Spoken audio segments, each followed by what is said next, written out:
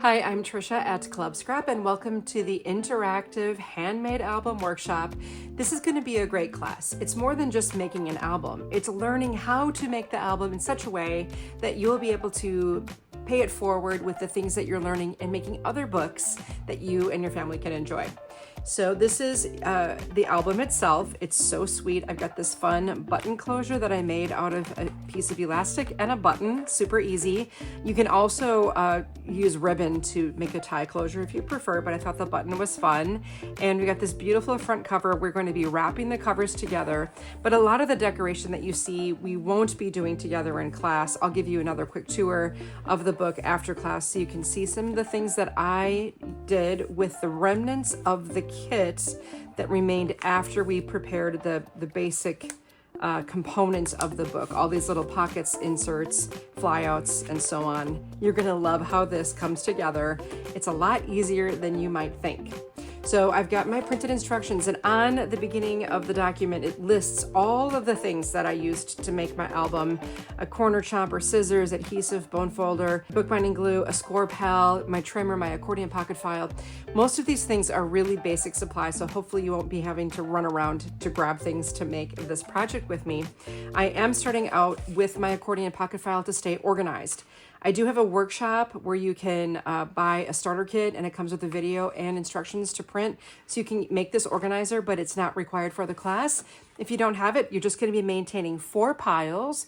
You might want to take a sticky note and label them A, B, C, and D, because as we do all of the trimming, you're going to want to stay organized and not let all those pieces be in one big stack together that you have to make sense of later on. It's going to be so much more difficult. So this just sits underneath the base of my trimmer. I've got my foam brush and things. I'm going to set that aside. Set aside all the photo mats, all of the things, even the button and elastic closure. I'm just going to take that out of the way here and isolate the paper. Let's organize the paper into the order we'll use it. I'm starting out by trimming the 12 by 12 piece of mat board. Now, I had a kit, for my workshop that I taught live, but this can be purchased separately and was definitely one of the most essential ingredients of this particular workshop. Then we're gonna trim a sheet of the pink. And if you're working with a different flavor of kit, just substitute 1 for 1. So choose an alternative for pink. Also on the instruction document, it tells you what that paper is going to be doing, what role it plays in the book. So this ends up being the outside spine cover, so you can choose your paper accordingly when you're substituting. Then grab the other sheet of pink, and I believe it's going to be 2 sheets of the orange. I can confirm that. Yes, 2 sheets of orange, and then 1 yellow, 1 green, and we also needed to add 2 sheets of 12 by 12 white plain to do this project. So I've got 2 sheets of white here, nothing on either side. And if you're working with a Club Scrap special release kit, you'll have those extra sheets of paper available to you. So just pick whatever colors you want. I typically, if I'm substituting, I just plan it in advance and write down the color names right on my instructions. Next up, we're gonna need a sheet of the green, and then 1 piece of the fireworks print. That's what we're calling this one, fireworks print. Then 1 sheet of yellow, 1 fireworks print. I'm putting that print face down. Then 2 envelope prints. And then we've got our Cutaparts. I'm gonna put the one with the black on the edge first, and then the other Cutapart. That consists of all of the things that came in the Happy Life kit, the mat board, and 2 sheets of white plain paper. Okay, I typically like to put my materials on my left that I'm going to trim and my instructions on my right, and let's get prepping. So I'm going to take this mat board, and I'm going to just check for a grain direction here. And you're going to feel that the mat board is very stiff in one direction and a little bit looser in the other. And I actually did some research on this, that it's better to have the board bend more easily parallel to the spine. So accordingly, then I'm going to trim this place it into the trimmer so it bends easily from top to bottom. And I'm standing. I recommend you stand for this. Find 6 inches. Push very, very firmly on this clear bar. I cannot stress that enough, okay? And I'm even pushing a little bit more toward the bottom because that's where the board is most likely to wiggle. And you have to pull this handle down with some gusto. Okay, now rotate one of the boards and trim it at 10, a little less gusto needed, and 8. Just grab these 2 pieces for a moment and then take the other 6 by 12. I want you to just trim that at 8. Okay, now the book itself uses the 2 6 by 8 covers and 1 spine. I'm just gonna set these aside. It says pocket A on those, but it made my accordion pocket file a little on the heavy side. Then you have these 2 pieces left over. These are not used in this project. You can use them for another project if you like. Maybe you could cut this in half and then cut that to, let's see, 4 inches and make another little mini book. In fact, that would be a great idea. I'll set those aside for later in my spare time. What spare time? Okay, moving right along, we're gonna take this sheet of pink. Now we do need to concern ourselves again with the grain direction of this paper because we're going to want it to wrap itself around the spine and move back and forth very easily without cracking. So if you've ever seen your cover get destroyed just by simply using the book, that maybe you added the paper against the grain. So hold the paper by the center of the edge, give it a nice wiggle. Compared to a neighboring side, this is very stiff. When I wiggle it, it makes almost no noise in this direction. Here it makes a lot of noise, okay? So find the part where it doesn't make any noise and place it into the trimmer so it's dipping in that direction from left to right, and trim at 6 1/4. So find 6, good thing I checked at 6, and then go left 1 column to the 6 1/4. Rotate and trim at 8. Right here, that's our cover. I'm gonna place this in pocket A, or if you're using the pile system, pile A. The remaining 2 pieces that you can just place that in pocket D, and that's gonna be for your book's decoration. So it's technically a scrap, but it's not because I literally used every piece of paper in the kit to finish that book. All right, I'm taking the other sheet of pink, and I don't have to care right now about the grain direction because the next 2 papers won't be folded. So the pink and then 1 sheet of orange. Take 2 of them, 2 pieces of paper, pink and orange. Let's trim them together at 7 1/2. Okay, bad shadow here. 7 1/2. Again, stabilize before you cut. Now rotate the paper and trim at 10 1/2.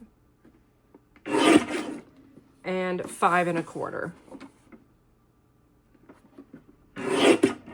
You just made a couple of pocket inserts. These are the pieces that slide in and out of the pockets. Place them in pocket C. And then you did have 2 little strips that fell from the end. I used them to decorate, so put them in pocket D. And then here, I'm going to cut this one at 6 1/2 inches.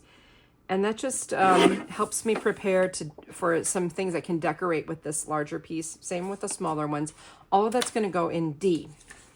Next up, I want you to take just 1 sheet of the orange and check your grain direction. I want it to dip silently from the top of the trimmer to the bottom. So in the opposite way that we use the pink, we're gonna put the orange in so it's dipping this way most easily. Trim at 6 3/4. Rotate and cut at 10 1/2 and 5 1/4. Gather up the 2 pieces of paper and place them in pocket B. Those are your inside covers.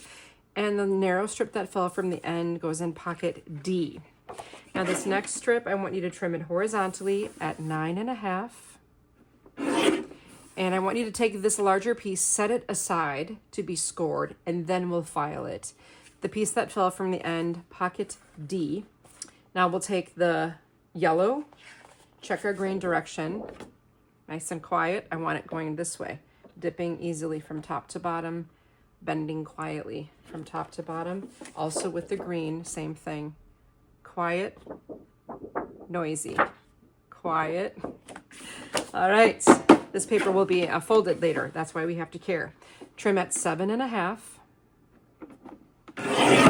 And set the large pieces aside to be scored. The smaller pieces will trim at 6 1/2.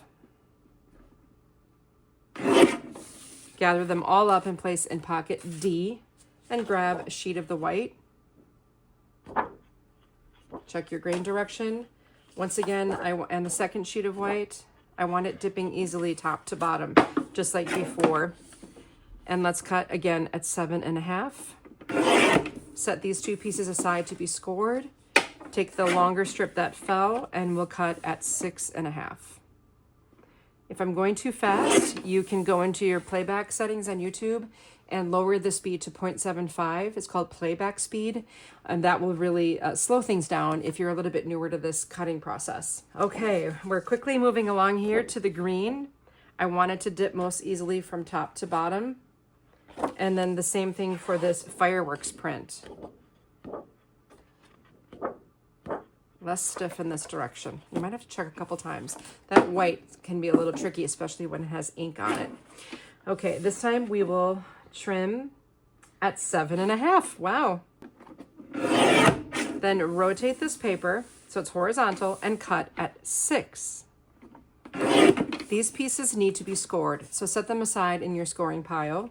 And then the other two pieces that fell will trim at 6.5. We kind of have a little rhythm going on here now. Put all of this in pocket D and grab the yellow. And this time I want it to dip most easily from left to right. Same for the other fireworks print.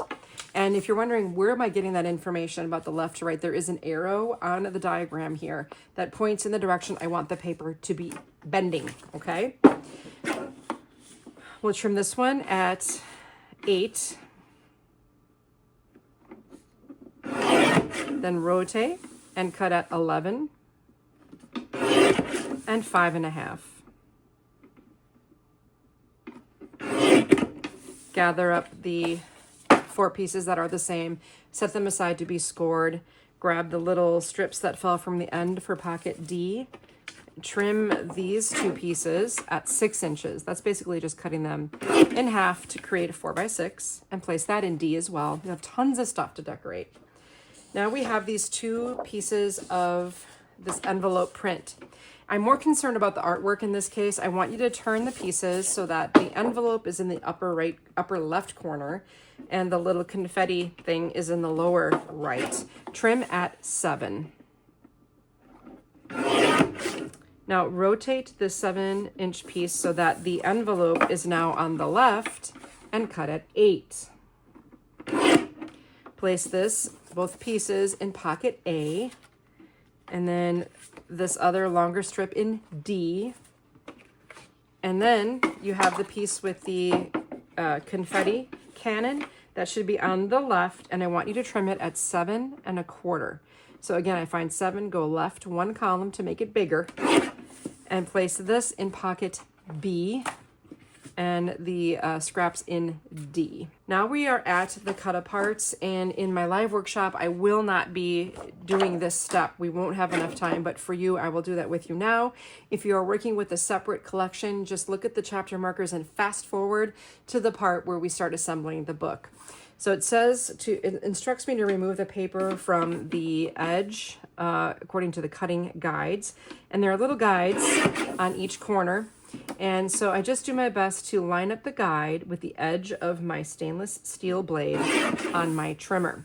So I usually go around all edges, line it up, and then when I get to my 3rd rotation, I can kind of look at the number 12 over here. And then I'm going to give one last rotation back to where I started and clean up that last slightly imperfect cut that I made. Throw these little ends in the garbage. And then I will trim this with the black strip on the left. I'll cut at 10, 9.25, 8.5, 6, and 3.5.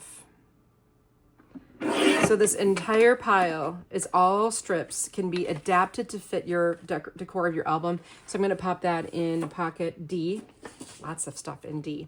And then I need to give this the same treatment where I trim the perimeter according to the guidelines that are marked. The first cut, again, is always a little bit shy of the line because I can't see that blade as well on that first cut. Now I can look at my 12, rotate, One more last time. Throw away all those little pieces. And we're gonna have the Life is Better on the right here. Life is a Work of Art should be on your left. We'll cut at 11, 10, 8.5, 7, and 4. I knew things were getting a little on the heavy side in that last pocket. So I'm just gonna take this, rotate my artwork here so that the journaling prompt is on the right, trim at 10, 8, and 6. And place all of these pieces in pocket D with their friends. D, it just got way too heavy. And then I'll take this next piece, make sure the journaling prompt is on the right, cut at 10, 8, and then leave the rest of these together to be fussy cut with scissors. You can use, I'm just gonna have you take off the Life is Good by trimming at 9.25. And maybe we'll go all the way down to 1 3/4. There, we got this little gift. We have a row of things we can punch out or trim with scissors. Again, that's gonna all end up in pocket D. Place this one in the trimmer with Play the Day Away on the right. Again, I'm going quickly on this because some of you aren't working with this collection. And then I cut out 5, and now I have these pieces separated. I just have some border strips here. All of this is used to decorate your little book. It's going to be so much fun. And with our trimming finished, let's do some scoring. So I've swapped out my trimmer for my Score Pal. There are other scoring tools out on the market. This is the one that I carry and I really enjoy, but use whatever you have if you know how to use it. I'm working with a ball tip metal stylus. It's what I like to use to make score lines as opposed to the plastic tool that comes with the Score Pal. Now the very piece that I last laid on top of my pile to score, let's check the measurement here. It should be 5.5 by 8, and it is. So with the paper right side up in the Score Pal, I want you to score at 7.25. So make sure it's flush in here. I engage with the little notch at the 7.25 inch mark, and with moderate pressure, I'll pull that toward me, okay? The next piece should be the same size, 8 by 5.5. Score at 7.25. Same with the next piece, 7.25. And the next piece, 7.25. All of these pieces can be placed in pocket C. Next we have another sheet of paper that measures 7.5 by 6. I want you to place it vertically into your Score Pal, so you have the 6 readout up here, and score at 5.25. Then with the green one should be the same size, 5.25, or whatever color you're working with. Vertically, 5.25, and vertically, 5.25. Gather all of these 4 pieces and place them in pocket C with their friends. We've landed at a sheet of white. It's currently 7.5 by 12. We'll score at 5.5 and 11. Memorize those 2 numbers. Grab the next sheet of white, in horizontally, score at 5.5 and 11. Same with the next one. It's green, 5.5, 11. The next one is yellow, 5.5 and 11. All of these pieces go in pocket C. And lastly, we have this inside spine cover. Mine is orange. It should be 5.25 by 9.5. Be very careful when listening to my numbers. It's going to seem really weird, but I promise it will put you on the right path to success if you do it with me correctly. We're going to start out at 2, 3, 4.5, 5, 6, 6.5, 7.5. Take this piece, flip it over so that the bottom goes to the top and you can feel the bumps of the score lines you just made. And now we score at 2.5, 3.5, 4, 5.5, and 7. Whew. Good job. Place this in pocket B. Bravo. And that concludes the scoring session. For this phase of assembly, I'm going to be using a few tools. I've got a grid ruler here. If you don't have a grid ruler, you can use a regular ruler. It's just that I love my grid ruler because I can measure things so much more quickly and easily than I did when I first learned how to use a ruler in kindergarten. The foam brush came in the official Happy Life kit, but if you don't have a foam brush, you're probably gonna want one at this point. I've got a pencil, I've got Club Scraps bookbinding glue, and I have a bone folder. Then remember earlier when we cut our boards for our book, we're going to be using those right now. I've got my boards and I also need to empty pocket A. Now from this, I want you to find that pink piece of paper, that's the outside spine cover. And I want you to measure a line 2 inches from the left edge. So place the spine cover vertically on your work surface and the ruler vertically, okay? And the first really bold solid line on this ruler is 1 inch from the edge. And then the second boldest line is 2 inches from the edge. Make sure that that line is right in contact with the left edge of that paper and draw my line. Double check to make sure you've got it at 2 inches if you're new to this measuring method. Now I want to draw a line 1 inch from the bottom edge. So again, going to the first super bold solid line. That gives me 1 inch. So I'm going to go this way with it. Confirm. Yes, that's 1 inch from the bottom edge. When I teach a class of 30 people at a time, often this is a struggle. So if you are having difficulty with this, don't beat yourself up, okay?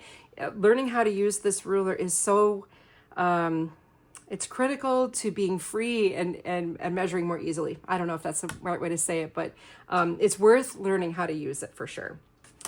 Next up, take those bookboard covers and we have to place them horizontally. We're going to take our grid ruler and measure 2 inches from a short edge. Okay, so if it's horizontal, my ruler is still vertical, going in 2 inches. I have a lot of glare, sorry. Sorry about that. All right, and then I'm also going to do the same thing on my other cover, 2 inches from the edge. Draw my line. They match. Everything's great. Now we get to do some adhesion. We're going to do the process of actually making the book, okay? Getting started by adding our spine. So let me just quickly show you what that looks like here on our book. We're about to create this part, okay, where the paper is attached, this pink paper is attached to the boards and the spine piece. So to begin, I'm going to take one of my boards that I have the line on it, and my bookbinding glue. Now I'm working with an 8-ounce bottle. We only sell these at the warehouse because they're difficult to ship, but we do carry this in a 2-ounce bottle. Like a bead line of glue onto that marked area of the board only. Now notice that I'm holding the board off of my work surface. I don't have it on the tabletop, I'm holding it up. Take the foam brush, grab a little glue from your little pile that you added, and run the tip of the brush along your marked line. If you have to get more, get more. Now, if you don't have enough glue, you'll know it because yours won't look like this. It'll just be like a gloss instead of a slight cloudy white, and you won't be able to spread it very well. If that's the case, just go ahead and add more glue. If you've added too much, the brush serves as a helper to get rid of the excess. Because I've been making hundreds and hundreds of books over the past 2.5 decades, I know exactly how much glue I need for a project like this. Don't beat yourself up if this is your first book and you don't get it right on the first try, okay? Now I'm flipping this over. I'm flying blind because I need to land this on the cover. But because I drew this line here and this line here, all I have to do is aim to put this lower right corner into the intersecting lines of my pink paper here, or whatever paper color you're working with. Line it up along that line and along the bottom edge there where you drew your 1-inch mark. I'm just going to give it a little pressure. It's bonding with the paper now. Flip it over, and would you look at that? It's perfectly attached to my pink cover right now. flip it back, and now we're going to get out our grid ruler again because it's going to help us make sure that our covers are lined and level instead of like one being higher than the other. Now we're going to add the spine. It's going to go right here, and I want about 1/8 of an inch of a gap between the cover piece and the spine. If it's any narrower than that, you got some bad news there. Your paper is going to tear on the cover. Your book won't function, like the lid won't open and close nicely. So make sure it's a good 1/8 of an inch, and that's from one line to the next line on this ruler, okay? It's basically adding the width of both of these pieces together comes to 1/8 of an inch. So that's why we're going with that gutter size. If we were working with thicker board, or maybe you used thicker board, you need to increase the size of the gutter. I've added my glue to the spine piece. Notice I'm holding it up off of the work surface, and then I'm just going to brush the glue in long sweeping motions from middle to end, and then rotate the piece middle to end. Now I will support the ruler, drop it down, resting against the ruler's edge here, and there's my nice 1/8 inch gap between these two pieces. Next up, I need to place this piece down 1/8 of an inch away from the spine, and that'll put me about 2 inches from this edge of this board where I have it marked. Now in this case, it might not be as perfect as the first one was just because of slight imperfections, but I'm doing the same approach. I've added glue, pick some of it up, rub it right to the edge of that line, and then just sweep the glue so it's thoroughly covered. Nice. You see that gloss? See that nice white, cloudy white shine? Flip it over. The ruler's going to help me stay level. And I'm looking for 1/8 of an inch separation here.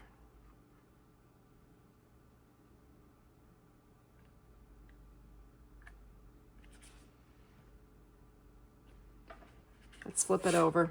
Oh, just slightly off, but it still looks really good, really close. All right, good job. Now our spine is attached. You can start to see how this is going to grow up to become a book. If you want, you can burnish the paper nicely onto the cover, but it's not quite ready to look like a book yet.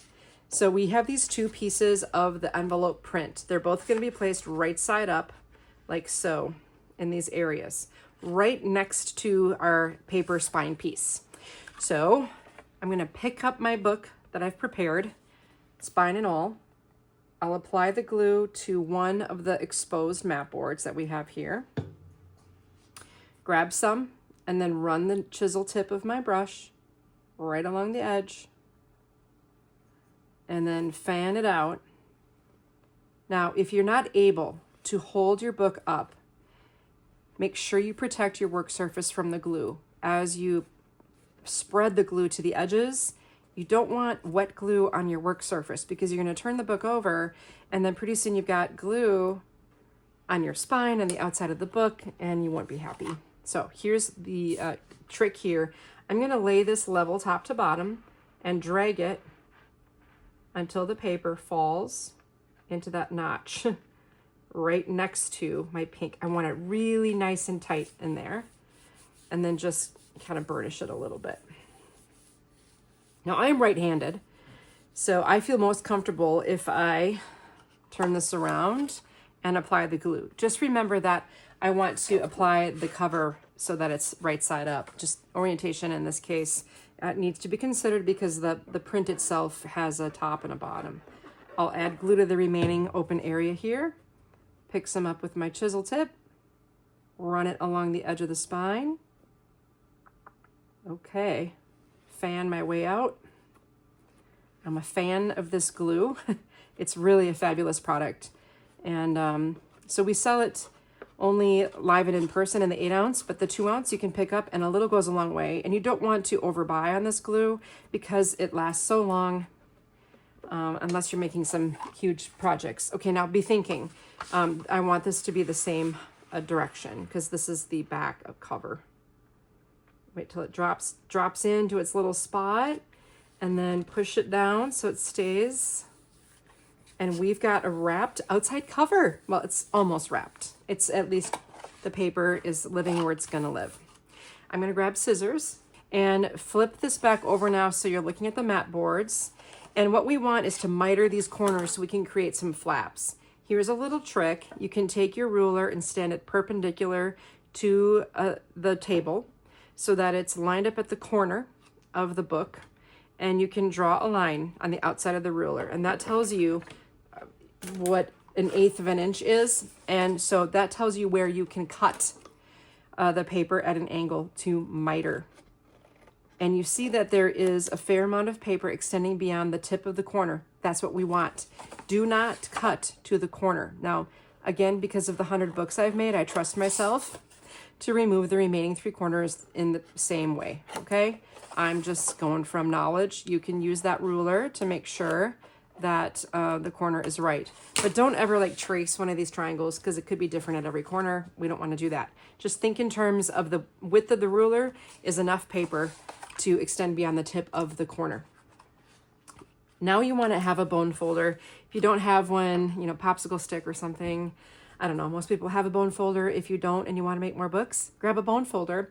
I recently found this ergonomic bone folder. The shape of it is a favorite of mine, and I do carry it, at least for now, in my store at clubscrap.com. I love it. So to prepare these flaps to be wrapped around the boards, I take my bone folder in my dominant hand and I push down on the mat board with my non-dominant hand. I'm going to take the tip of the bone folder and I'm going to go under this flap, and I'm going to make it turn up at a 90-degree angle pointing to the sky. Then I kind of grab it with my left hand, and then I make a second pass to just make it turn itself around the board. Then I'm going to do this middle section. So I work one section at a time, vertical and then horizontal. Bring the paper up vertical, grab it, push it down horizontal. Then just rotate the book. Always work comfortably when you can. Bring it up vertically, grab it, horizontal. Turn it again, working one section at a time. And I'm just running the tip of my bone folder right along the edge of that board. You want to be careful not to tear the paper during this process. Up and over. Now my paper flaps know where they're going to live. For this next step, I'm going to glue them down, and I already have a fair amount of glue in my brush from applying it, and I still will, you know, you can work one section at a time here, and if you're new to bookbinding, go for it. I'm going to just enjoy my experience right now, and while I'm doing this, I want you to observe that I'm holding the book cover off of my work surface while I apply glue to these flaps. You can do them all at once if you have a lot of experience, and you can do them one at a time if you're new. Just make sure that the glue is on the entire flap. If it's not, it will pop up. I'm going to grab that flap and bring it around, and it sticks right down. You want to make sure that the flap itself is wrapping right against the edge of the book, of the mat board. Nice and neat. You can give it another pass with your bone folder. Oh, that looks so good.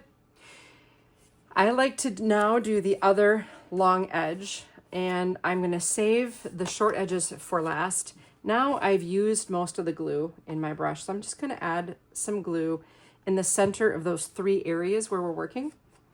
And once again, holding it off my work surface because I don't want goobers on my cover. That is never beneficial. But again, all of these little skills get mastered over time.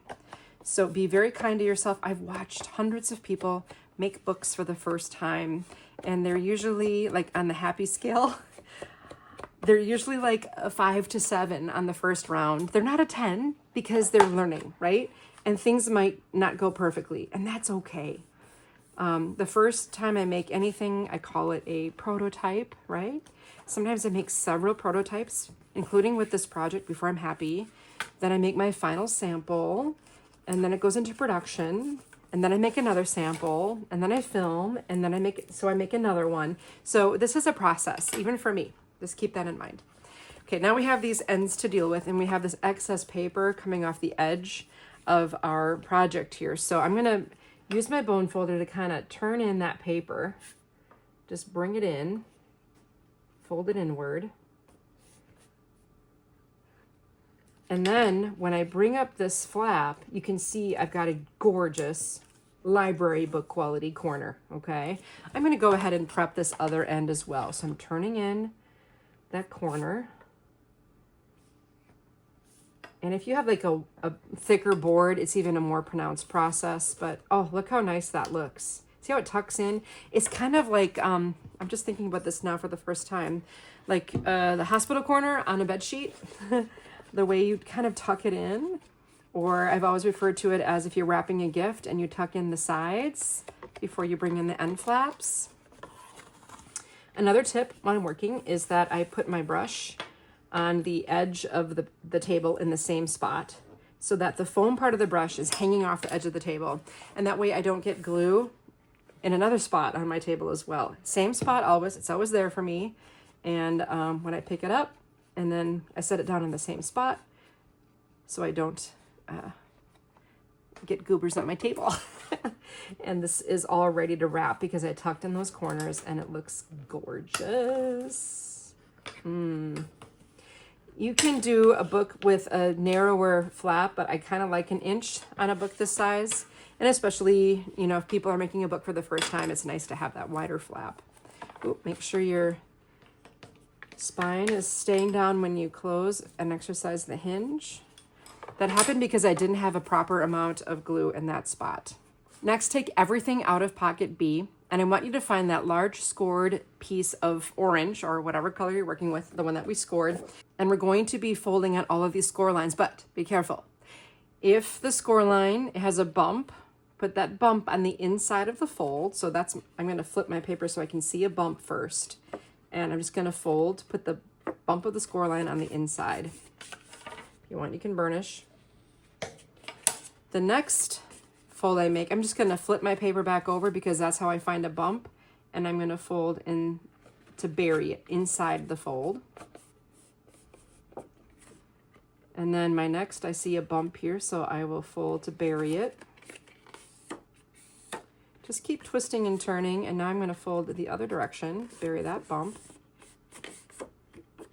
and the other direction again. Just study every score line and make sure if the score line has a bump, the bump goes on the inside. In other words, bury the bump. Here's the bump, so it goes on the inside. And I'm making a very weird looking series of folds, but let the score line guide the way. Okay, just let it be your guide. Just keep burying them. Don't worry about burnishing at this point. Here's my last bump.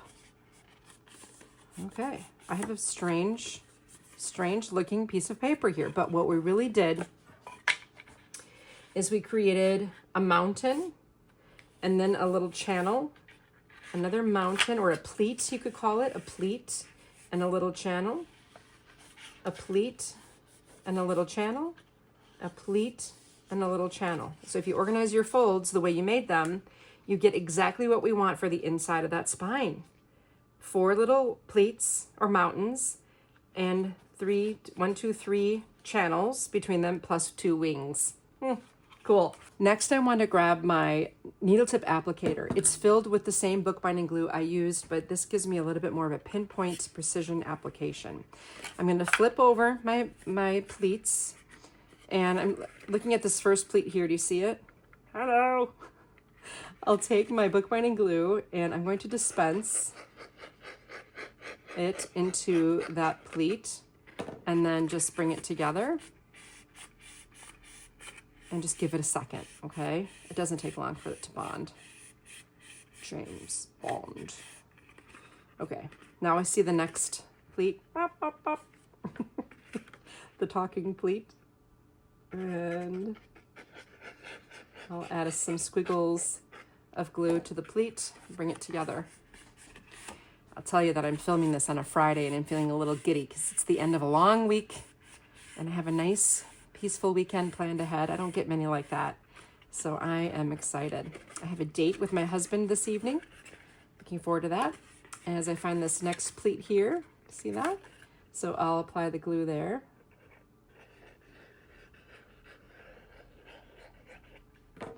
Bring them together. And we just have one more. So there were 4 pleats. This is the 3rd. And our final. Notice I never flipped this. The glue goes on the same side each time. Now I'm flipping it so I can just hold this pleat in place. At this point, I can pull all the pleats down and I'm going to give them a nice little burnish and then switch the direction of the pleat the other way. Now imagine if we hadn't thought ahead and trimmed this paper so that the grain would be cooperating with the direction of all these pleats. You'd have a much harder time. It just wouldn't look as nice. It wouldn't be as strong and sturdy. It wouldn't perform as well. You get the idea. At this point, I'm going to flip this whole works over. I'm going to grip it a little bit by the pleats underneath. And I think I'm going to go with my large glue applicator. You can do it with the needle tip too if you wish. But I like to make sure this is down well. So I will just spread the glue. It doesn't have to be as rigid as we were when we were working with the covers. And once again, I'm struggling a little bit because I'm holding this off of my work surface. But I just want to make sure that the spine area is really well adhered. Okay, it's pretty good. It's not perfect, but it's pretty good. All right, now I'm aiming for the center of the spine so that all of these pieces are in the middle, okay? And that it's nice and straight and level. I'm going to pull up and just center it top to bottom as well and left to right. Okay, got a little bit of schmutz on there, so now you know what that looks like, and you know that I do it too sometimes. And I'm pressing down in between in these channels, and then I'm going to give a nice, like a fingernail or finger pad press where the gutter was, okay? And then I'm going to just give it a little lift. I really want to make sure, don't put the tip of your bone folder in that spot because you could crack the paper and then you'll be sad. And I want you to be moderately happy with your first book. Oh, here we go. I am a little past moderately happy. Look at my book. It's looking so good, isn't it? Okay. So now I have 2 more pieces of orange. It's getting quite warm in here because the lights are on and things. Okay, so I have these orange papers and this is where they're gonna go. So my schmutz area gets covered nicely with these spine pieces. So this time I'm just gonna take my needle tip applicator. I did this on my last book and it turned out quite well. I'm cupping the paper in the palm of my hand. So if you feel comfortable with that, it's kind of a nice way to hold it. And then I'm just gonna, I went around the perimeter and then like through the middle like that. And I'm gonna place this centered top to bottom. In other words, level with my spine piece. And then I'm gonna match the margin on the left edge. When I set my needle tip applicator down, I set it on its side so the glue doesn't run all the way to the bottom of the bottle. And when I'm storing it, I put the lid back on and I store it in the back portion of a sand-filled tape dispenser. This is a tip for the day. Okay, so here I've got another cover. Go around the perimeter here.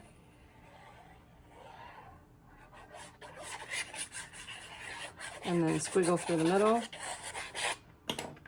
And once again, I'll line it up, top to bottom, and with a nice reveal on the edge here.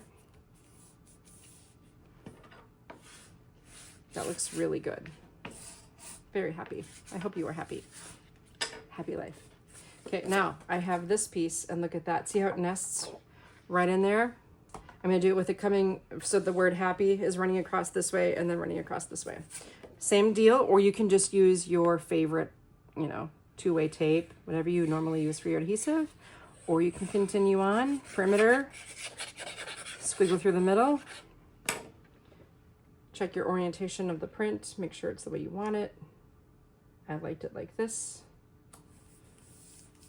So the reason why on the document I tell you exactly how to position the paper for these printed covers, if you're substituting with your own kit, you'll need to kind of do a little planning for how you want your print to work out. And sometimes it's just easier to use an all over print. So you don't have to worry about if there's writing on it or there's imagery that, you know, has a top and a bottom. I hope that makes sense. Okay, we are done with our cover wrap. Isn't it fabulous? We're so close to being done, actually. It's all coasting downhill from here because we only still have pocket C. So I'll empty that. There's quite a bit of stuff in there, but don't let it worry you. And we got some folding on score lines. So I'm going to take all of these largest pieces that have the 2 score lines on them, and I'm going to take that little score line there and burnish it. And then I'm going to fold it in half. That should land me at the center score. Make sure those ends line up perfectly and make your crease. Don't just fold on the crease without checking that the ends are even, okay? So again, fold on the smaller lip and then rotate and fold in half, lining up those corners as perfectly as you can. And that'll put you at the score line, but it's going to be more accurate than if you just, you know, lazily fold it. I don't know how to describe that. All right, so now I'm lining this up on the green or whatever color you're working with. And then burnish those folds really nicely. And then my last yellow.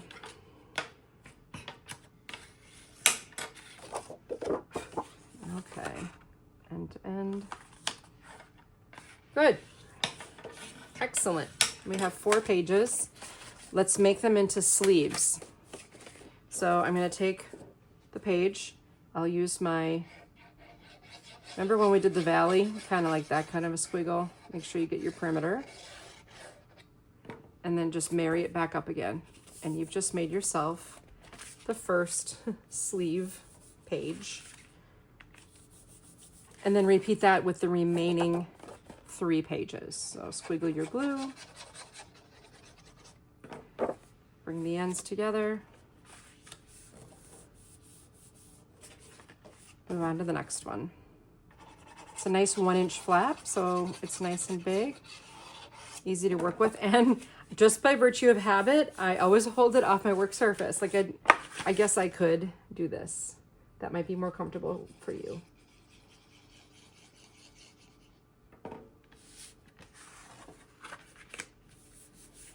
Okay, excellent. 4 sleeves. Now we're going to arrange these sleeves in a particular order. I want yellow, white, green, white. Yellow, white, green, white. Bring your cover back into the scene. Hello, you're dry now. And I'm going to install the pages onto these flaps that we made earlier in that order. Yellow will be first. This is our first mountain fold, right? Our first little hinge. So I'm going to apply this bookbinding glue to the front side of this little hinge and to the back side, making sure I don't press that front side onto anything because it's got glue on it now. I'll take this piece and I'm going to just thread it onto that, center it top to bottom, and I do have the seam at the bottom. It doesn't really matter. Now here in this case, I want to make sure that this is centered and that it's not going into the crease, because if it's in the crease of the orange fold, the page won't function. By pressing it down, I'm sealing this onto my first hinge, thus making it really nice and strong. And you'll want to make sure the page is level, okay, level with the cover of the book. And then we're going to repeat that for the white. So just going down the line with my glue on both sides. My pocket seam is at the bottom. I just want to be consistent, but I mean, it doesn't really matter. Once I get it lined up, I'm going to lay it down and compare with the previous page I installed to make sure I'm level with that and that I'm not too far. You know, I don't want to be in the fold. I just want to be next to it. Obviously, we're just repeating it 2 more times, once with the green and once with the white. Squiggle and thread it on. Check your seam edge. There's about 1/8 of an inch at the top and bottom of each page for leeway. Again, I'm leveling it with the previous pages and not getting too close to the fold so the page is functional. And white. White is my last page. Now, when I made a variation of this book with another collection, I felt that the color should be of the added paper. In this case, we added white.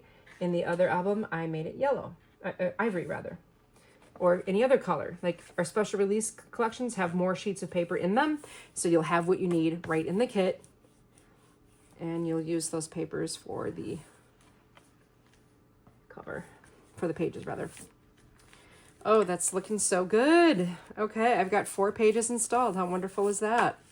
From this pocket, I have some pages that are scored with 1 score line. So let's just go ahead and finish the job. So here's my score, and I want to bury the bump of that score line. It makes a little flap. In this case, the flap is 3/4 of an inch.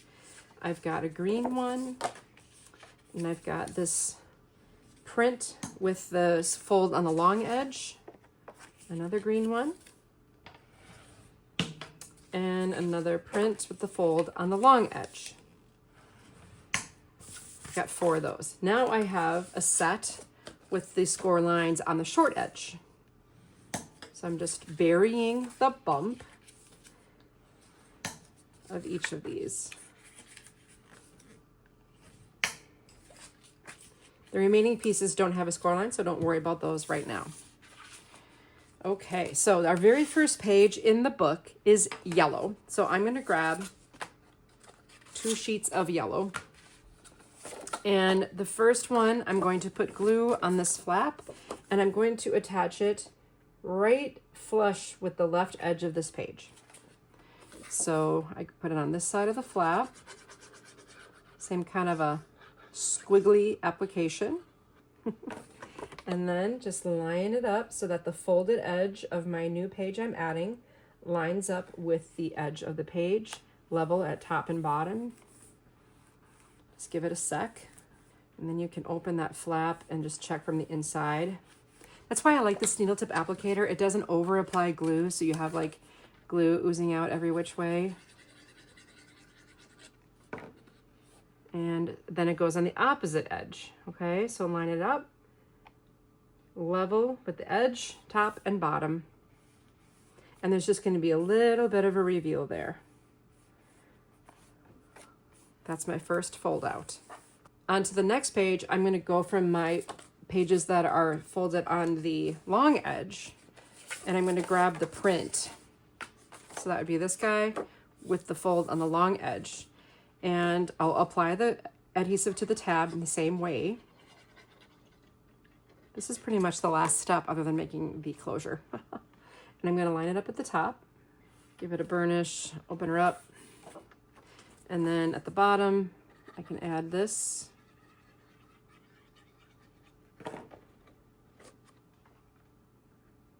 Line up at the edge of the page. I mean, I don't think this could go together much more easily. It's so cool. On the green, it just kind of tells me what I'm doing. Again, it's another top-bottom situation.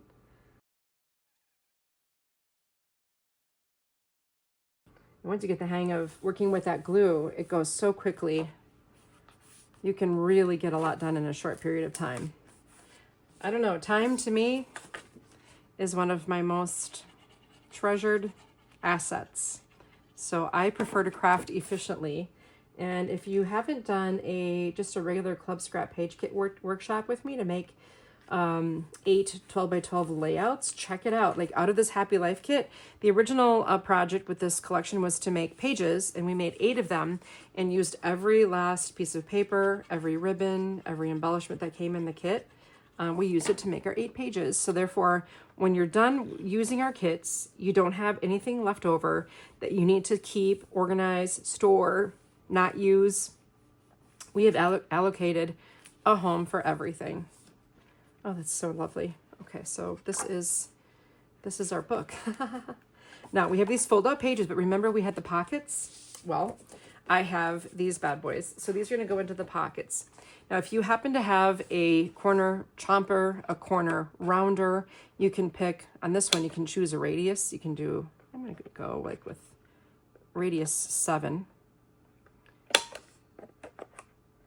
And I'm just going to pop this into the pocket. Make sure you get the pocket and not the page. Then I'll alternate. In fact, I can round, I think, all the corners on these at the same time. It was R7. R7. Okay, so then I'll go pink. We'll go into the white pocket here. Sweet. And orange will go into my green pocket.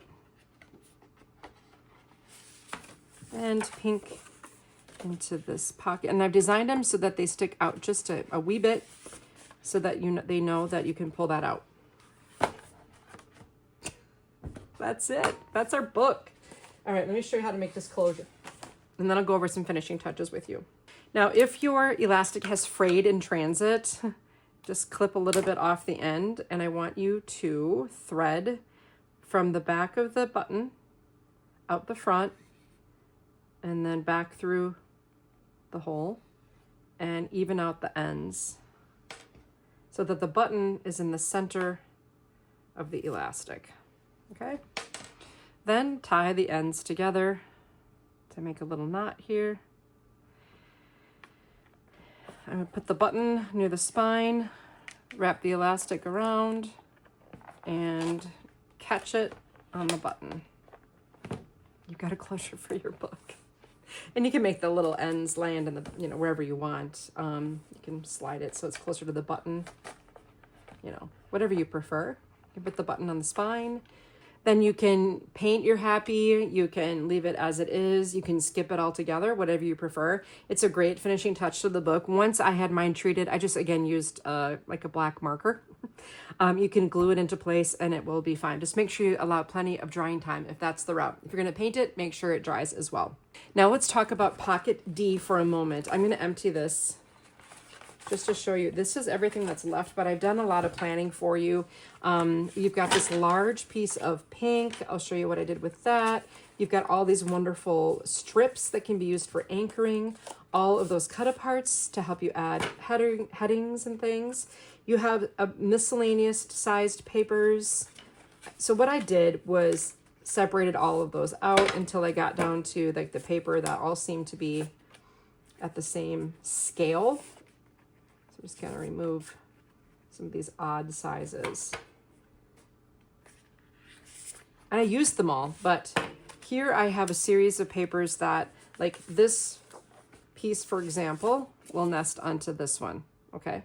But in your kit, you also got a set of 12 more of these mats.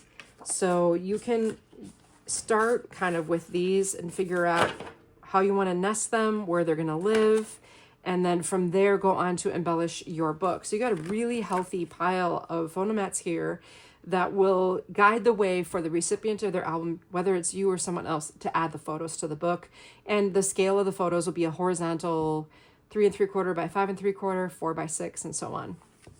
The rest of these elements are going to make great finishing touches for your album. Let's take another peek at my finished version. So the other thing I do is look at my Cutaparts, find the text I want. Like if I wanted text on the front, I would have chosen that Cutapart first so that I don't accidentally use it somewhere else in the book. So inside front cover, that's a critical spot. Back cover, I used to tag some ribbon, the Oh Happy Day, the other tag designed to fit there. Some of the border strips, the photo mats, you can see how they're all in use here. The other black tag, photo mat at an angle is pretty sweet in the middle. I added all the journaling prompts. I added nested photo mats to the inside. Some of the other objects that you can fussy cut look really sweet. I should add a thumb hole in this. Ribbon can be used. And again, you don't have to worry about adding depth to your embellishments inside the book because of that large gutter you have between each page. This can handle so much, which is one of the things I love and why I called it the interactive handmade album, just because, I mean, it's very interactive. Now, as I mentioned a few times, you can take the same exact instruction document and substitute it with a different collection from Club Scrap, whether it's a page kit or a card kit. I took the beautiful Coming Up Roses collection. This was from April of 2025 for Club Scrap. And I used my choice Cutapart on the front of the book, along with that gorgeous gold rose charm here, wrapped it in that beautiful print. Instead of the elastic closure, I used the ribbon provided right in the box to make a tie closure. Opening this, you can see the velvet bag right in the front where it can have plenty of room to live. There's no page protector going here. So lovely. I also did install some magnets to keep the pieces closed. So they just kind of snap into place. Everything is decorated, everything. The ribbon is used. I mean, I call that gilding the lily. It's probably my favorite thing to do after I've completed a project, is to use the rest of the kit to decorate. So many fun elements. Again, I use the magnets, the ribbons, the oddly shaped pieces, portions of the Cutapart. They all found a home. Another horizontal fly out here. Isn't it beautiful?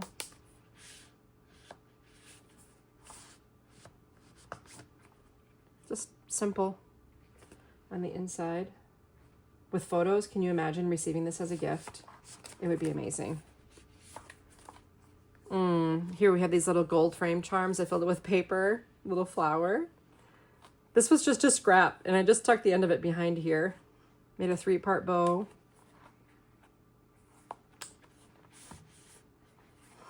So sweet.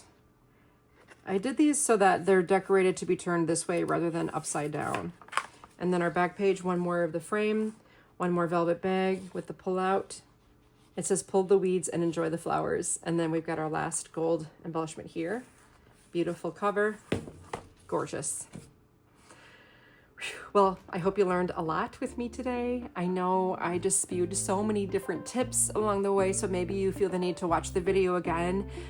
It would be a wonderful thing for you to reinforce what you learned, to grab your instructions, substitute papers, and make another one. That's just a great way to master a skill.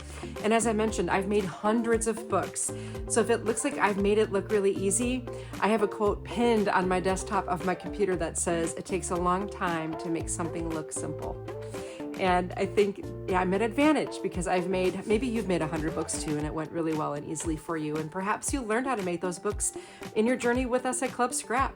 So if you're not already on a journey with us at Club Scrap, I'd love to have you become a member of the Club Scrap family by subscribing to our monthly kits. We make page kits every month and card kits. Our page kits make 8 layouts a month, and our card kits make 12 cards with the envelopes included. And it comes with a workshop with yours truly each month where I will show you how to construct either the cards or pages. It's an amazing value. And again, at the end, you won't have to be adding to your stash. You'll just be adding to your finished pages and cards ready to send. Again, I'm Trisha Morris from Club Scrap. Thank you so much for joining me today, and I look forward to seeing you again in another workshop on our channel. Make sure you hit subscribe so you don't miss out.